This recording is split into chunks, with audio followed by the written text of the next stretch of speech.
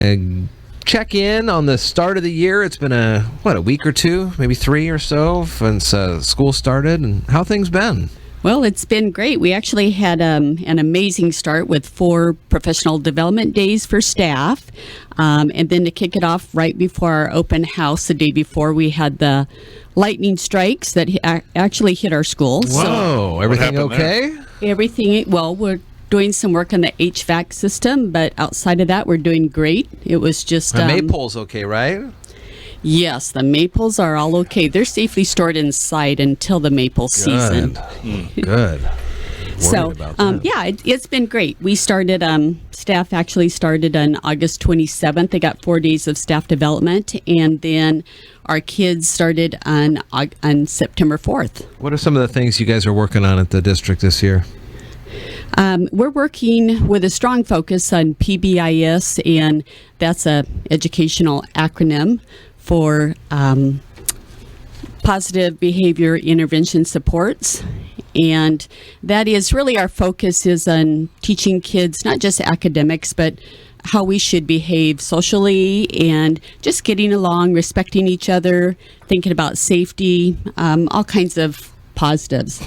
And with that, it's really, really been a fun start because we have a lot of recognition opportunities, including some little pause tickets that the kids get, and then they get to do fun things like get a ride in a chair through the hallway being pushed. How fun. They have lunch with the principal. They can pick from a toy bin. They can do all kinds of stuff. It's just to promote what kids are doing right. And it kids need that more, morale boosters like that. That's a good idea. Exactly, and it goes hand in hand with legislation that we have that says when kids are struggling in school, especially with behaviors and that, it's still more beneficial for them to be at school. Yeah, sure. And so it's really about educating them and working with them and supporting them on doing the right thing. Sure. Huh. I see on some of the notes here, reading curriculums. There's a new one for everybody? Yes. So actually what we're doing with reading, we adopted a new math program last year. So that's still a little bit fresh, but we are piloting and examining reading curriculum. We have not actually adopted a new curriculum yet. We're taking this year to explore and examine some of the highest rated curriculums that are out there. How do these change over years? I mean, is it teachers dealing with students who realize that there could be a better way to learn math or reading curriculum, or is it scientists that have come up with a better way that the brain learns, or how do these, I mean, new curriculum. How does stuff change from what it was taught 40 years ago versus 10 years ago versus yesterday? Well, I think you really hit on a lot of the emphasis behind some of the changes, and that is us learning brain research and learning about what kids are capable of. It also is a lot of the input for curriculum comes from educators. And so with what they're seeing from kids, the exposure that students have now, the more global awareness, the more opportunities to get out and learn. So we have to keep up with that. And I would say, in the last 10 years, if you look at how many changes in standards where they keep upgrading and saying, no, we really think kids can do this. I mean, if you look at some of I was just meeting with our middle school team yesterday, and one of the questions on one of the earlier assessments asked for students to write an essay. Now, this is middle school. We only go through 7th grade. Yeah. And so, you have to make sure that they're ready. They're going to be asked for some of those. When you look at the entrance exams to college and you look at what students are being required in testing, we just have to be able to make those adjustments all the way through. It is a K-12 that we're working at to prepare kids. And have you found that as the standards push the kids to perhaps excel more, the kids they're able to get to do all this? I have actually found that to be true. And I know, I think like some educators and even parents, there, I think initially was a little bit of skepticism.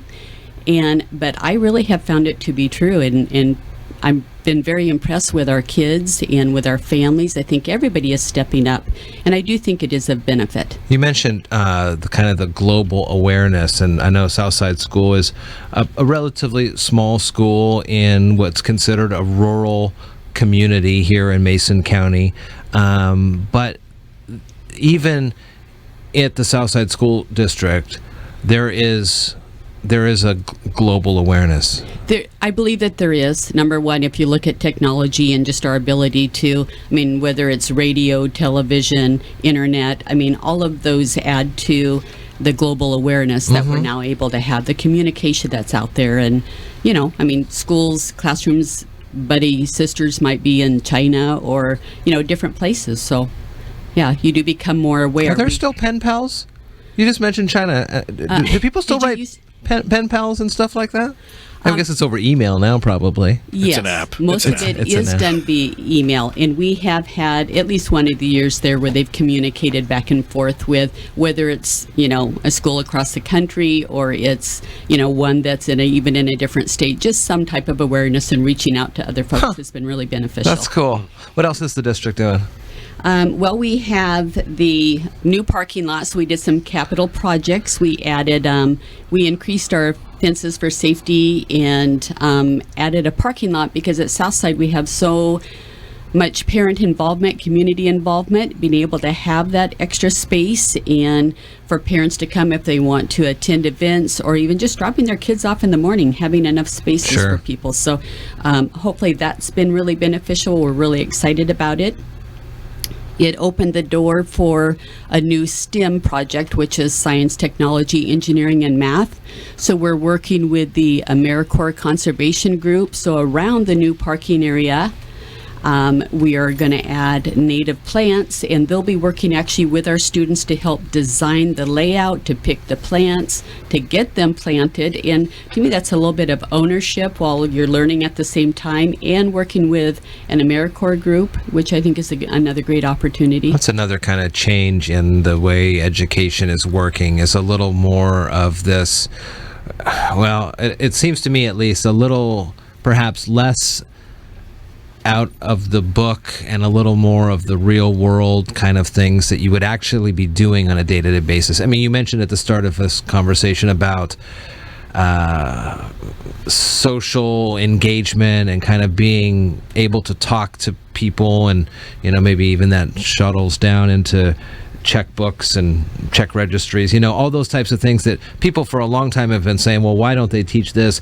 It appears to me that the pendulum is swinging back into some more of those types of courses and curriculum. Well, we do have a variety. I think you have to have a variety, but with it does also come those things like the checkbook and that. And, on that note, we do send our students to the JA Finance Park, and they do talk about responsibility. They talk more about even stocks and items like that, which, for me growing up wasn't talked about too much. Yeah.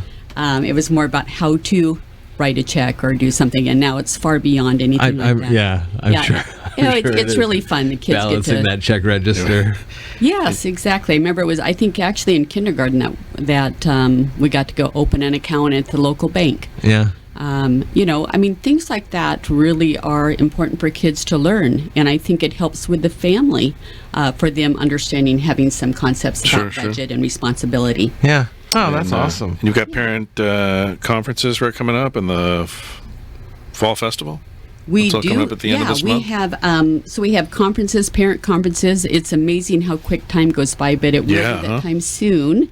And that's October 28th through November 1st that we have parent conferences. And we do that a couple times throughout the year besides the end of the year, just making sure that parents are our partners and are aware of how students are doing and how we can work together to support them. Do you get a good response from parents as the numbers up? We get pretty close to probably between 90 and 100%. Wow. That's great. Incredible. Yeah, it is. It really is. Southside is definitely community-based and parent-based. Everybody's working together to, with the kids, and I think that is part of the draw there. I think one of the other pieces that I did want to mention is this year's a big year that we're starting a composting project. And that's going to take us all year to really set something like that up, because we do it with the kids. Yeah. We work through that process with the kids. So again, they're learning. Because to me, whether you're living in Seattle, even you end up in Seattle and you want to do a community garden and you want to learn about composting, you want to learn about improving our environment. Well, plus it takes time for that stuff to break down. I mean, it will take the whole year. And, one of the other pieces that I'm excited about, it's just challenging as we talk about all of the opportunities that are out there for us. And it's a little bit harder for a smaller district to stay up with all of the social media and communications. And this year, again, having an active website, we're working with Booster Club on Facebook. We have, even like this, where you're coming on and talking on the radio, trying to communicate information out. We have email system. Now we're adding a texting system. Oh, great. So, there's always change. The and future always is something now. to keep up. Cool. Well, that's good to hear. Everything's doing well for you. Doris, good to see you. Thank you. Thanks for coming on, and we'll check back in later in the school year, see how things are would love going. that. Very cool.